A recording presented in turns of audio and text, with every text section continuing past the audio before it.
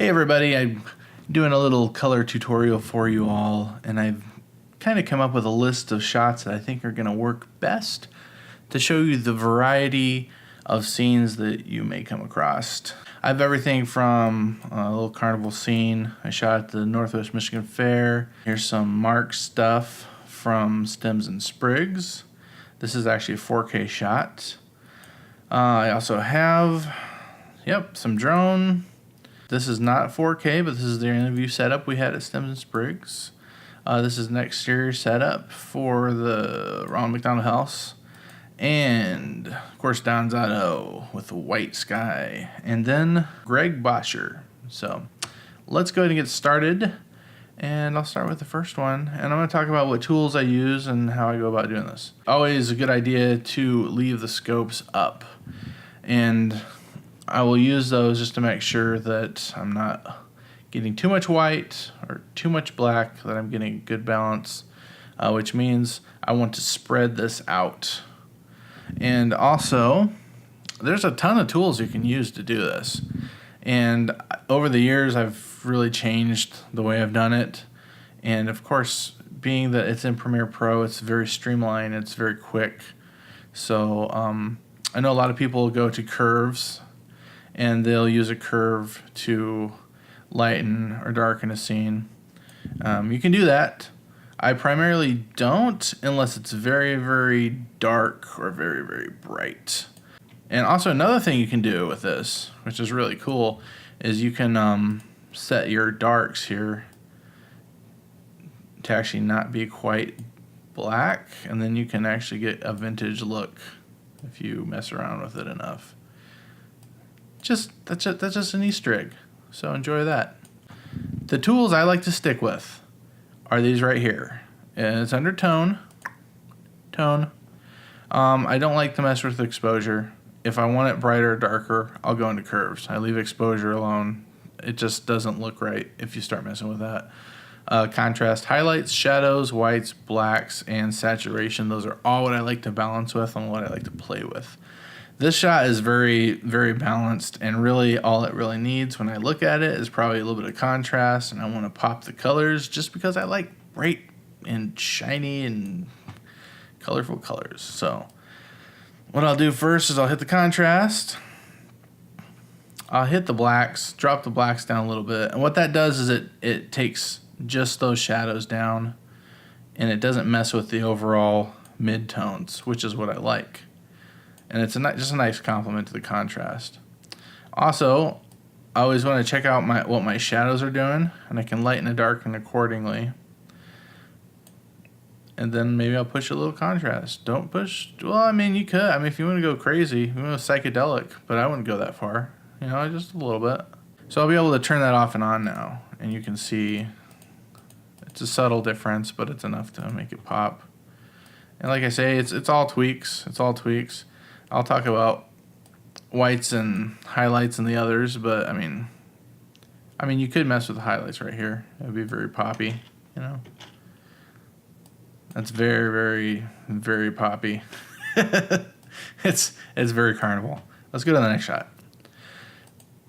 Okay, this is cool. This you could probably use a LUT on this, and I'm not gonna use LUT. I wanna show you what you can do if you don't have a LUT and you just want to be like, oh yeah, I don't have a LUT. I'm going to use these fine controls right here to correct what I need to correct. If you need a LUT though, just to show you, in the color options, you have input LUTs right there. So you can go online, and if you need a specific LUT for your camera, you can do that. Say I need a D-Log C, I could pop in the D-Log C, and it's automatically going to take that color somewhere nice. And then it's just a matter of correcting it to where it needs to be. But I'm not going to do that with this one. I'm gonna just use these. But with this, I'm going to actually touch on the temperature control and the tint, because the scene is green. Let's face it, that is a green shot. So what we're going to do is bring, and I like to do this a little bit first and then do it after I get these. I'll do it first here, and then I'll go over here and I'll adjust these after. So I'm just gonna, I see green right here. You got magenta over here. So I'm gonna push a little bit towards the magenta. That looks great. Sometimes I'll even mess around with this and say, okay, well, maybe I don't want it so blue, and I'll just add a little bit of... But, you know, you got to be really careful with this, because if you add too much orange into there, too much cyan, it could really take over, and it just doesn't look right. It looks like a cheap DSLR shot if you do that. So I'm going to stick with that. I'm going to really ramp up my contrast, push my blacks. And, you know, what's funny is you can push it further than you think you can, and the shot will still look great. You're not going to, like, lose quality. Because if you're looking over here, I'm just now touching into the black areas. Which, I mean, if I do that, that still looks good.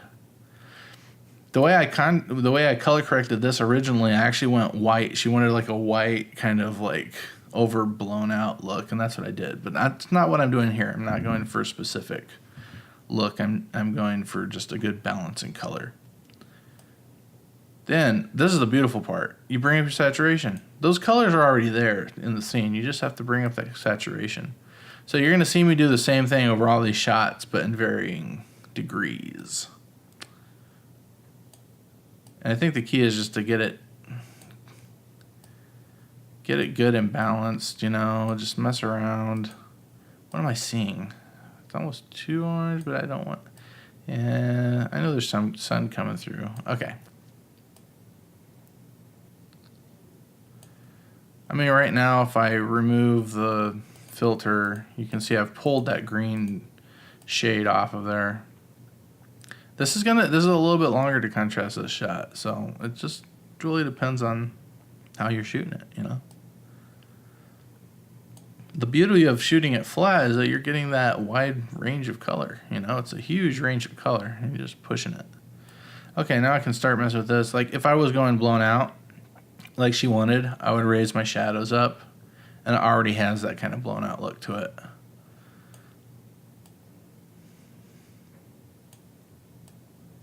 There you go. I'm gonna make it a little poppy. Make it sing while I'm really pushing that contrast. But you know, with a flat shot, that seems to work okay. Now, if I actually added that LUT on top of this, you'd see how ridiculous it looks. Yeah. Which, I don't know, maybe that's what you want. Maybe you want it to look like that. But you can really see, you know, the change there. Let's go on to the next shot. Shot by, you might know him, Mark. So first off with this one, I'm not going to mess with color right off the bat. I'm just going to push my contrast, push my blacks. It's a little crunchy right now. So I'm going to bring it up to there. And now, because of it being so bright, I can mess with with the whites and the highlights. And the whites, I'm going to kind of get balanced there, and I'm going to bring the highlights up just a little. I'm going to really, you can crank down on the saturation. Really blue-looking shot kind of right now, so I want to take this up a little bit. Now, you could go full sepia. I'm not going to go there. It's not the place I want to be right now. So, I mean, without this definitely you would go to a LUT if you wanted this just as a balanced, super colorful shot. But as it stands, just by messing with these, I can get that much color out of there without having to go to a LUT. As you can see, the color's there, you know. It's all there. You put a little green back in the scene, maybe put a little blue back, you know, it's just balancing. It's a balancing act. You can really crank that saturation, you know, just really crank it up if you want to. Just really one of the most powerful, the shadow thing. I mean, it's really nice. If it looks too crunchy, if you've like brought in the contrast and the blacks and it just looks really crunchy, at a 0, you can bring it up and you can just kind of lighten the whole scene. It'll actually flatten it just a little bit, or you can broaden it. You know what I mean? It's a cool thing to mess with, and it's fast. I mean, this is what we're going for. It's fast. And of course, when doing all this, it's all about replication. So, say you shot other shots at this exact same time of day in this exact same area, just copy and paste, you know, and maybe do a little tweaking from there. But for the most part, just copying and pasting is perfect, you know. And that's when it comes to speed, you know, because you're just trying to get a good overall color. You're trying to get those colors to match each other and make it look cohesive. So, yeah, Copy and paste. Seriously. Here's that drone shot, really bright sky. I'm going to bring the contrast in. It's really contrasty already, if you notice, so it doesn't take much. And of course, if I don't want that contrasty again, bloop, bring up the shadows. Here, I'm going to take some highlights down. I'm going to even the sky out. I can take the whites down too, but that looks kind of weird. Just mess with it like that. I'm going to bring up my saturation a little bit. It doesn't take much. This shot has a lot of color in it. And I might mess with some of these, the tint and the temperature a little bit, you know? I mean, look at the blue in the water. It's so nice. Yeah, but then now I got a nice blue and a nice green. Looks good. I can make it super. I can make it, you know, cartoony if I want. But I don't have to go that far. Just got some happy little trees down there at the bottom. I won't be Bob Ross right now. I think it looks good balanced like that. That's a nice balance. Let's go to the next one. Okay, here's the interview shot with Kaylin. We used a mirror in the background, and this is actually reflecting daylight onto her, and then we're matching the daylight temperature with 2 hair lights. I think we had 4 lights set up and a mirror outside shooting it. So there's a lot of light. It was a very dark place, but we really lit it up well. Lit up the whole space. Yeah, like I say with this one, I just blew it out for her. She wanted it like up there, you know, and then like I brought in some color, and it was an easy correction. But if I want to just keep it more balanced, it's not going to take much for this shot because this shot's close. It's a matter of me just bringing in the contrast, messing with my blacks until they're where I want them, bringing in my shadows, hitting that saturation. Then I can mess with the lightness. And I don't know, if dark like that it's never looked good to me. I like it a little bright. I like bright and happy. That's a good way to be, you know? You want people to feel good when they're watching your videos, and really bringing in bright and happy colors is key to that. So right there we have a balance. It's not much, but if you look at that Lumetri scope up there, it widens it. It's widened the whole thing, top to bottom. Boom, good balanced shot. Next. So this is the Ronald McDonald House in Grand Rapids. This is weird because this is light you'll see next in 2021. This is an hour before the eclipse. So it was very interesting blue light, very blue light.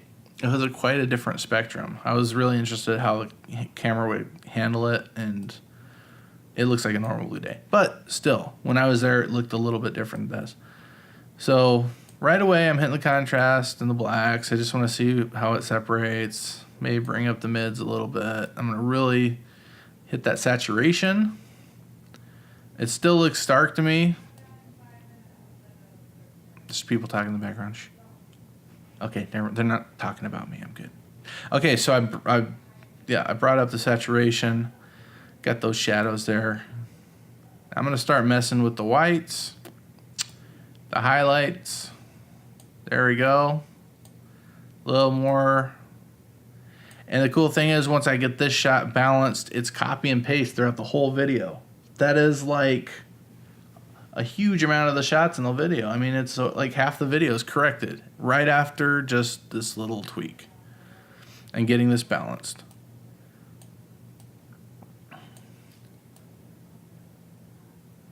So you can really make it look, making it flat like that, just ever so slightly. I don't know. It makes it look clean. If it was not there, it would look really, really dark and just heavy and not good, you know. But if you just bring up the shadows a little bit to a good amount, there we go. There's a good balance of the shot. You can see where it came from. It's not going overboard, you know. Just a good balance. Let's go to the next. And Tracy's standing here by a 2018 Jeep Eclipse. I don't know. It's something. They all kind of blend together after a while. But it's a Jeep. I know this because of what the logo says.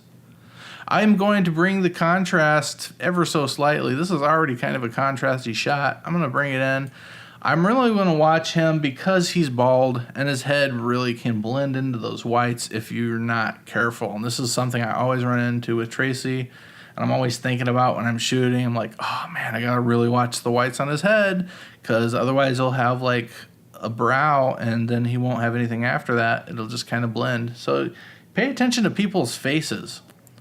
That's another thing I like to think about. It's like, okay, I'm balancing because I want people to look at people's faces. That's where their eyes are going to go to first. It might start here, but it's immediately going to go to Tracy. That's where the action is, you know. His mouth is moving, words are coming out. So I really want the color correction to be toned to his skin tone, and I want that to be balanced pretty much more than anything else in the shot, besides getting maybe some blue out of this car, or Jeep, sorry. And so what I'll do is I'll bring in the contrast and the blacks. I'll go ahead and hit the saturation to where I want it. It's easy to oversaturate Tracy. See, he'll get really red in the face. So you want to bring Tracy's face down to a balance.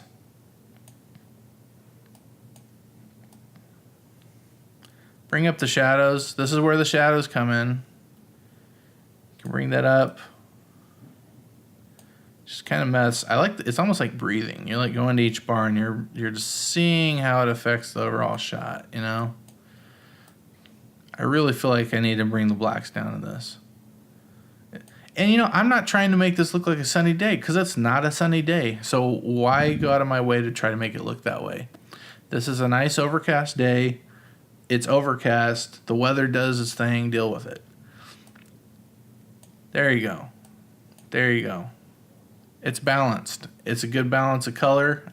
His face is the right color. It's not overly red. It's not blue. He doesn't look like death. He looks alive.